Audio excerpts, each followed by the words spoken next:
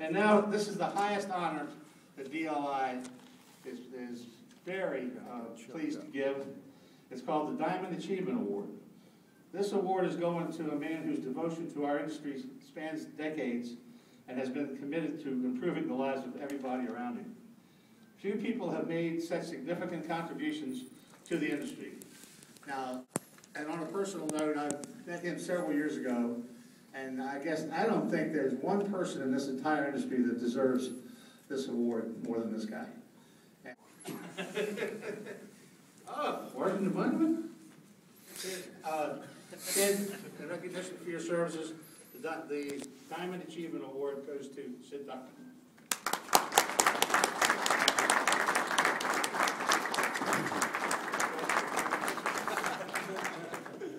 Okay. I'm going to ask Sid to say a few words, and everybody knows he's very good at that. This is an illustrious award, and I can't tell you how proud I am of what the Institute has done. So I thank you, Harry. I thank all of you folks at DLI. I thank all of my friends that sent in such wonderful testimonial letters. They were just wonderful, and I thank you all. But I have to tell you, I've worked very, very hard in this industry. In fact, I've worked my fingers to the bone. Now, you think that's a joke. You think that that's just, a literal. I'm telling you, actually, I worked my fingers, both hands, to the bone. How? Well, my father came, a little background. My father came to this country. I got to catch my breath. My father came to this country in 1912. He was an excellent tailor. He went to work for a ready-to-wear company in Indianapolis, Indiana. And it didn't take too many years before he got the entrepreneurial bug, and my father couldn't read or write, could barely talk English. This is a testimonial to Poland. Couldn't even speak Polish because they were within the pale. That's another story. Anyway, he started a business, and unfortunately, the Depression came along, and he didn't have enough work as a tailor, couldn't make a living, had 5 kids, and so he took in cleaning. And then during the Depression, my brother couldn't find a job, so he came to work for my father, and they finally they took in cleaning, but they had to send the cleaning to a wholesaler because wholesalers had a solvent that was flammable. You had to have a flammable building. We had a 600 square foot little storeroom that they made a living out of. So anyway, the solvent that came out was called carbon tetrachloride. Anybody hear of that? You're laughing. You're laughing. It ruined my life. Yes, you've heard of it. Carbon tetrachloride is the worst solvent in the world. My brother got drafted into the war. I had to leave high school. I was able to get a high school degree at 16 and a half, and now I'm doing all the cleaning and managing this gigantic 3-person business. Now, fast forward. My son calls me up. We're going to the Berkshire Hathaway stockholders meeting. And he says, let's go and get one of these clear cards, which puts you in the front of the line, the security line, right? So you can go right in, you avoid that line. Fine. He goes in, big shot. He gets his fingerprints taken right away, and he gets a card. They're screwing around with me. And they finally said, you know, we're going to have to take a print of your eye. You're not taking a print of my eye. Why do you have to take a print of my eye? Because you have no fingerprints. What do you mean I don't have any fingerprints? You don't have any. That's what carbon tetrachloride is. Well, I've always been of the opinion you can take a lousy situation and try to make it a good situation.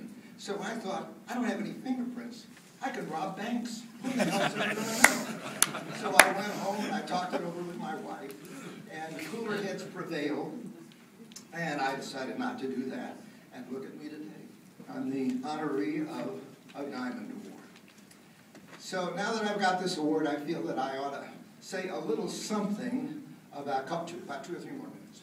A little something about some of the things that have contributed to whatever success I've had. I read a lot. My favorite writer is a guy by the name of Peter Drucker. I don't know if you've heard of him. If you haven't, get some of his books. The book was The Practice of Management. And in this book, he asks this question: what's the purpose of a business? Now, I'm not going to ask for a show of hands, But most people, when I say, most audiences, what's the purpose of a business? Most people will say, well, that's pretty simple. It's to make a profit. It's to make money. Wrong, says Peter Drucker. The purpose of a business is, anybody know? How to get and keep a customer. Pure and simple. If you can't get and keep a customer, you haven't got a business. And to the degree that you do this successfully, your cash registers will be overflowing. Of course, it's not so easy to do. That means you got to know how to market. It means that you've got to have all the systems to accompany all of that sort of stuff. Okay, number two, in order to keep a customer, you got to have good people. So you've got to have really good people. I call them Class A people in every job in the company, from the counter to the spotters to the cleaners to your supervisors to anything. You've got to have top-notch people. In my cost group, every once in a while, when the subject of employees come up, I say, think about some of the employees you've got that you're not too happy with. And then think this, if I knew then what I know now about these people, would I hire that person? And if the answer is no, then you got to pretend you're Donald Trump. Fire him. You've got to get rid of him. The only way to succeed and to develop loyalty in your business is to have top-notch people as a spotter, as a cleaner, as a whatever, CSR and so forth. Peter Drucker also wrote a book called The Effective Executive. What does it take to be an effective executive? It's not the color of their skin. Top-notch executives come in all colors. It's not their personality. There are introverted executives that are top-notch, and there are extroverted executives. It's not their education. Bill Gates did pretty well. I didn't graduate college. I didn't even go to college, but I've taken 1 million courses. And I've done all right, and I don't even have any fingerprints. So it's not that. So what is it? To be effective means that you have to have an effective system in everything you do, everything. An institutionalized, effective system for greeting a customer, for thanking a customer, for interviewing employees. And to the degree that you do this successfully in everything you do, that means you'll be successful. So there it is. Now here's some good news. I hope I can fish this out of my pocket. Can you hold this for a second? Sure. Can you hear me back there? Yeah. Never mind. This is an ad that was in the Wall Street Journal. And it shows suits from Armani, around $3,600, all the way to Target at about, I don't know, $89. Suits today are being made better, and here's the good news, 27% increase in the sale of suits. Now, I don't know where the hell those suits are, because I go out to dinner and I don't see anybody in a suit. I see a bunch of schleps around. Look at this place here. Only when you got a white jacket or a yellow jacket can you wear a tie. We should all be ashamed. But Tom, not you. You're older. You're excused. You don't have to wear a tie. You're okay. So anyway, one of these days these will start coming in, and it's going to be just wonderful.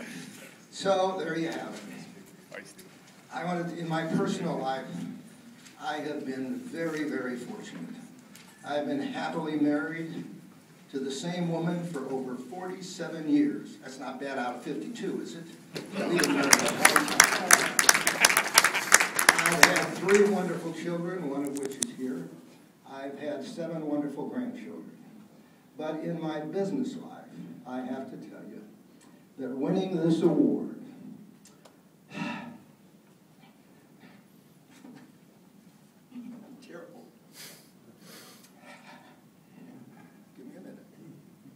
this has made me, wherever it is, this is the proudest moment that I've ever had in my business life. I thank all of you at DFI. I thank all of you who were kind enough to send in the testimony. Thank you all very much.